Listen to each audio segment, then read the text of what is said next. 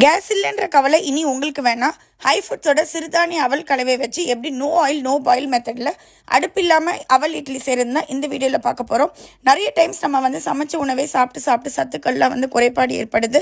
But இந்த மெத்தடில் நம்ம நியூட்ரிஷனை ரீட்டைன் பண்ணுறதுக்கு ஹை ஃபுட்ஸோட மில்லட் ஃப்ளேக்ஸ் 1 கப் எடுத்து தண்ணி ஊற்றி நல்லா வாஷ் பண்ணிக்கோங்க ஒரு பவுலில்.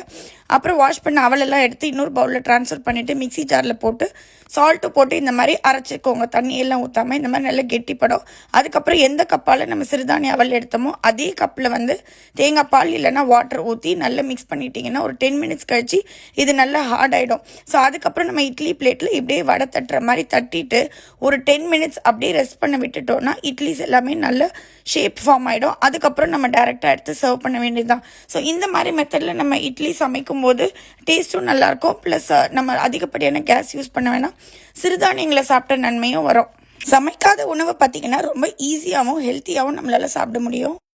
இந்த இட்லி செய்கிறதுக்கு நம்ம ஹை ஃபுட்ஸோட மில்லட் ஃப்ளேக்ஸில் என்னென்ன ஆட் பண்ணியிருக்கோன்னு பார்த்தீங்கன்னா ராகி, திணை, சாமை, குதிரைவாளி, பார்லி, கொள்ளு, கோதுமை இந்த எல்லா 11 வகையான சிறுதானிய அவலும் கலந்த இட்லி தான் இது.